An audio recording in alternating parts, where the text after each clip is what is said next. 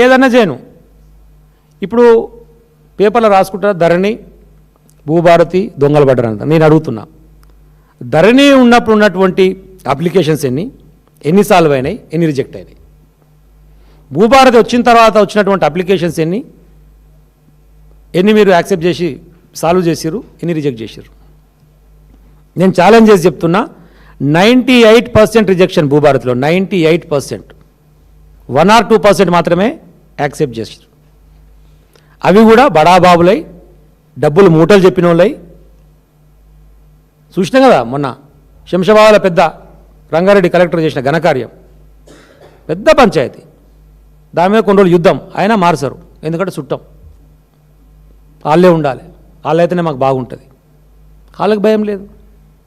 అధికారులు ఇష్టారీతి అధికారులది, మంత్రుల ఇష్టారీతి మంత్రులది. మళ్ళీ ఆయనే అంటాడు అధికారులు ఎవరు నాకు ఇంటలేరు అంటాడు ఒక దిక్కు. మళ్ళీ ఒక దిక్కు ఏం చేస్తాడు, అలా ప్రజాప్రతినిధులకు ఆయనతో పాటు ఉన్నటువంటి క్యాబినెట్ సహచరులకు సంబంధం లేకుండానే ఆర్డర్లు ఇష్యూ అవుతుంటాయి. కొండ సురేఖ క్యాబినెట్కి రాదు, కొండ సురేఖకు సంబంధం ఉండదు, యాదాద్రి ట్రస్ట్కి సంబంధించిన సభ్యులది రిలీజ్ అయిపోతుంది, ఆమె కబర్గా ఉండదు. కృష్ణారావు ఏమో పాపం ఆయన మంత్రి పదవి కూడా వీక్తారని చెప్పి నిన్నయాల వార్తలు రాగానే ఏందో ప్రసన్నం చేసుకోవాలని చెప్పేసి బట్టలు చింపుకొని మాట్లాడుతూ ఉండు. బుద్ధుండాల సిగ్గుండాల కొద్దామని ఆయనకు. 5 ఏళ్ళు నువ్వే ఉంటావు కదా ఆయన యువతల, నువ్వు అన్నయ్యని నీకు కూడా వర్తిస్తే కదా, తలకే ఉండాలి అసలు మాట్లాడేటప్పుడు. ఆయన శాఖలో ట్రాన్స్ఫర్ అయిన సంగతి ఆయన కబరే లేదు. ఆయన ఏదో పెద్ద చీన లేపుకొని వచ్చి ఉరుకులాడుతుండు. ట్రాన్స్ఫర్ అవుతున్న సంగతి ఆయనకు తెలియదు ఆయన డిపార్ట్మెంట్లో.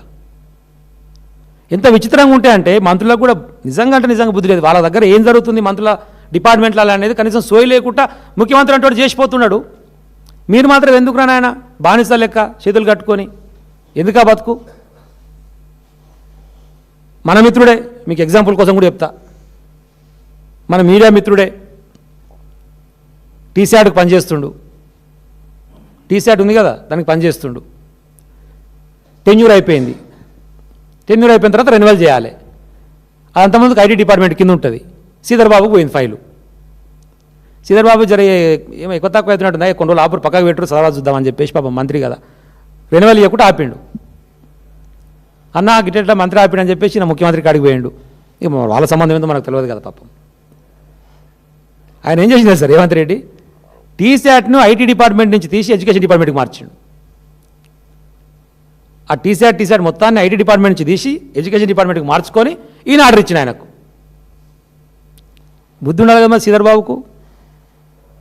నిజంగా తెలంగాణ బిడ్డగా ఆత్మగౌరవం ఉన్నోను అయితే రాజీనామా చేసి బయటకన్నా రావాలి, లేకపోతే ముఖ్యమంత్రితో నా దగ్గర ఉన్నది ఎందుకు తీసుకున్నారా బై ఇది ఎక్కడ అన్యాయం అని చెప్పి మాట్లాడాలి.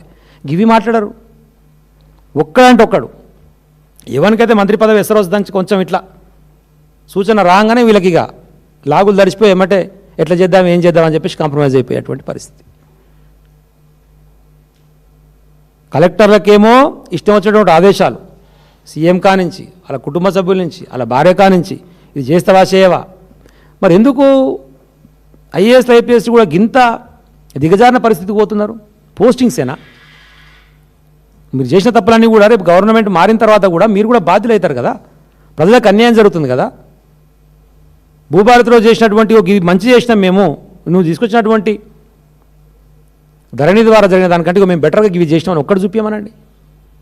కేవలం రియల్ ఎస్టేట్ దందా భూభారతిని అడ్డం పెట్టుకొని 4,000 నుంచి 4,500 అప్లికేషన్స్ను క్లియర్ చేసుకుంటూ కోట్ల రూపాయల భూములకు సంబంధించిన దాన్ని వాళ్ళ దగ్గరోళ్లకు సంబంధికులకు కట్టబెట్టేటువంటి పెద్ద కుట్ర జరుగుతూ ఉన్నది. దయచేసి దాన్ని గమనించండి.